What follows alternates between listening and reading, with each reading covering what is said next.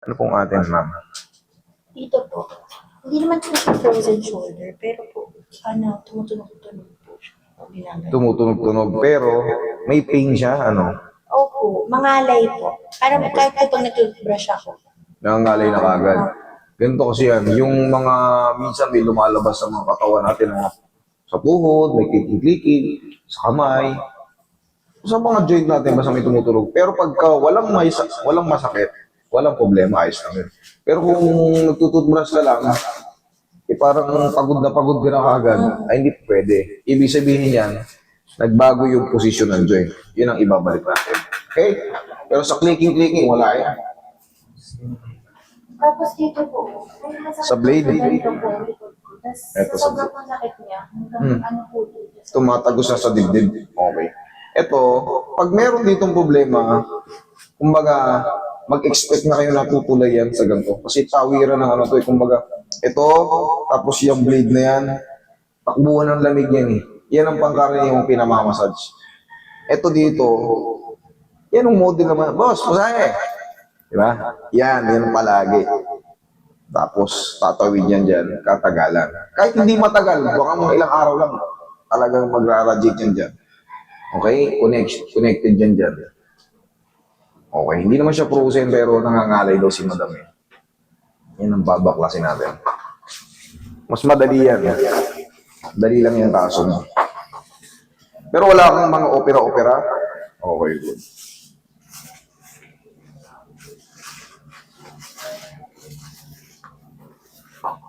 Usog ka rito konti, ma'am.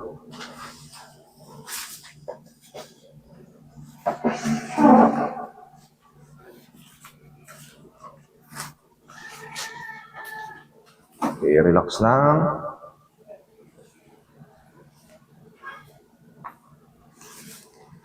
Tayo ka konti. Sige, tayo. Shoot sa daliri. Iyon. Okay. Relax lang. Iyon. Sapo. Okay, hanggang patangilid. Iyakan pa niya. Ganyan.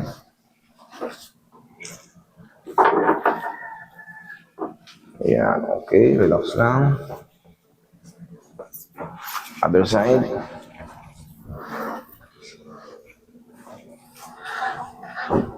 Yan, tama yan. Yan lang, pantay lang.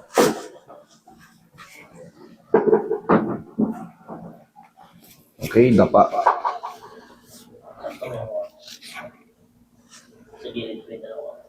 Yan. Komportable ka? Nakakahinga ka ng ayos? Sige, yung komportable ka, yung hindi nasasakal yung leg mo. Yan, okay na?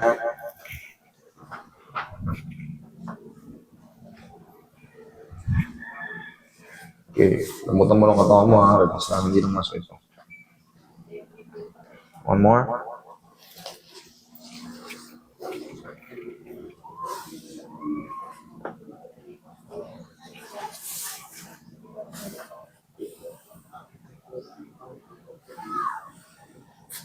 Relax.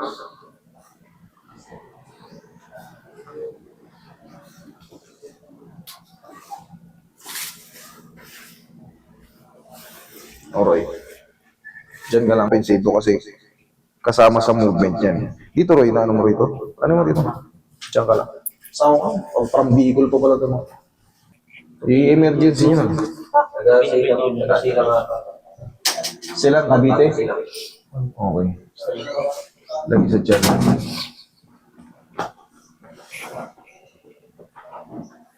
Relax na. Inhale. Exhale. Diyan lang muna. Okay, upo ka. Upo. Diyan ka lang muna. Meron pa tayo gagawin.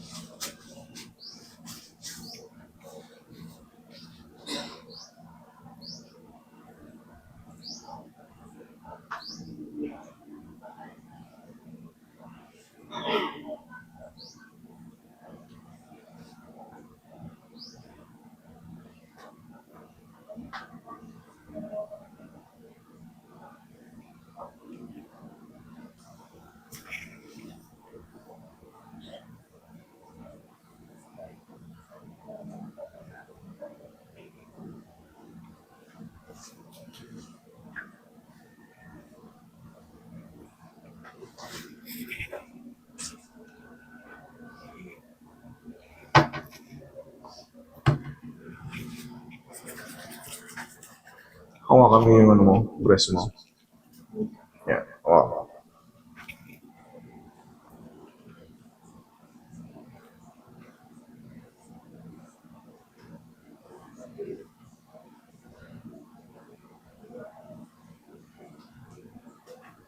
Okay, thank you.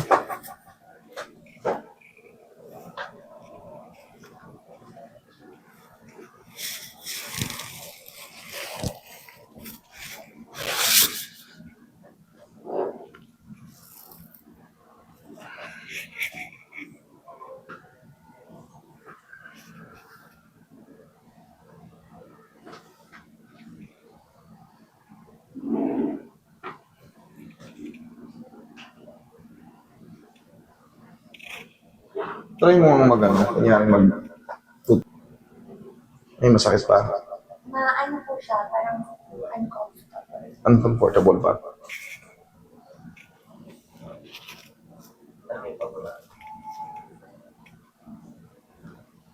Pag konti na lang, pagka yung ilang mo parang mas bearable ko na.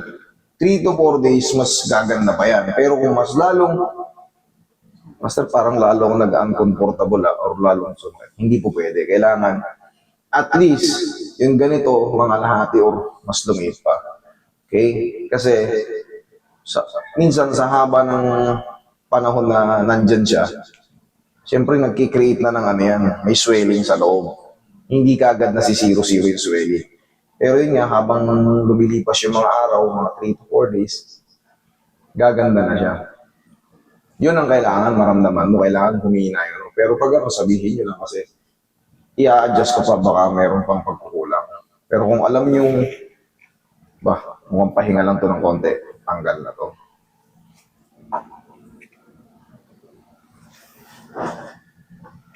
Relax na.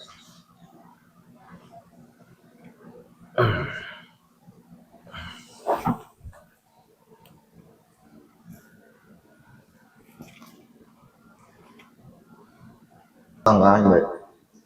Yan. Yan. Hindi. Okay. Pag ginanito ko, sakit wala. Meron. Pag ito, saan banda? Sa ilalim. Okay, wait.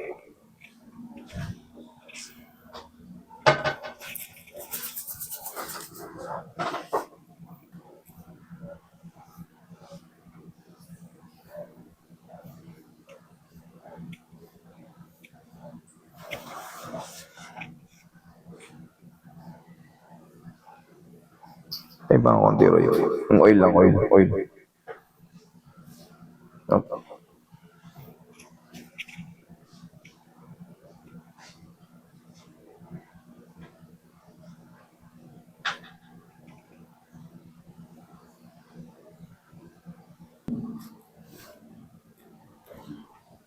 Yan.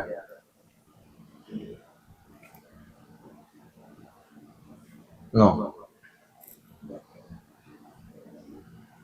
Mas okay na siya? Okay. Thank you. Yun lang kailangan, sabihin nyo lang para ma-adjust pa natin o madagdagan ng massage. Tapos, ma'am, obserbahan mo ng 3 to 4 days. Tapos, pwede kayong bumalik dito, kahit i-pre ko yan kung may pagkukulang. Pero kung wala na, huwag na kayong bumalik. Okay? Thank you. Ito po, dito po sa part na ito ng breast pump. Lagi po siya umaang. Lagi siyang umaangat. Meron tayong tinatawag dyan na yung clavicle. Yung sa may, yung pinakahan natin. Meron pong ligaments yan dito na napapatid or nagkakaroon ng mga parang separation dito sa ano. Ngayon, pagka gumanon ka, bubuka siya. Pag gumanon, lumulubog din. Mahirap kasi ibalik yan. Pag binalik ko yan, tapos nag-inat ka ng ganon, almost the same. Kumbaga palagi lang gumaganon. Ngayon, ang ginagawa ng ano dyan, para siyang pagmamasalin na lang. Pagmamasalin na lang. Dito po. Ay, hindi sa ano, dito sa ribs. Tips po yan. Hawakan mo yung chest mo. Hawakan mo yung breast mo.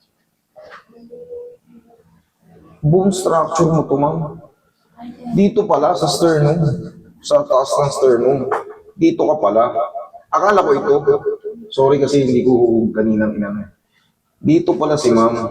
Dito. Ito, ang tawag dyan is sternum.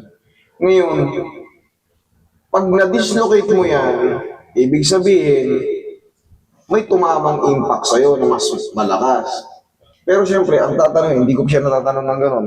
Na-disgrasya ka ba before? Wala. Bone structure na yan. That is normal to you. Okay? Kasi ito, hawakan mo ulit yung breast mo. Ayan. Ito, ayan o. Proportion naman siya, wala siyang ano, talagang nakaganon lang siya, nakaangat siya ng ganyan, medyo matambok lang. Hindi siya yung nakaangat yung isa. Kasi dapat yan, pag may mali, katulad yan, ito lang din ang itsura niyan. Ang tawag dyan nga sternum. Pag may nakaangat imbalance yung isa, ibig sabihin may impact na tumama sa'yo sa likod or sa harap. Tapos ito lumubog, ito hindi. Pero dito sa'yo, balance. Balance siya. Maaring medyo payat kasi si ma'am. Balance naman siya, wala nakaano. Balance naman siya. Ngayon ba masakit siya? Hindi. O feeling mo lang umaangat siya? Hindi po. Parang, Hindi siya masakit? Okay. Kaya nga po masakit yung dito pa din po. Parang tumutulay. Parang tumutulay. Pero ang assess ko sa kanya, that is normal. Kumbaga, bone structure mo ito eh. Kumbaga, sakto lang siya. Hindi siya yung, di ba ganyan yung ano, ribs. Hindi yung may nakasiwang na isa. Eh, ang kapa ako naman is, wala, balance siya.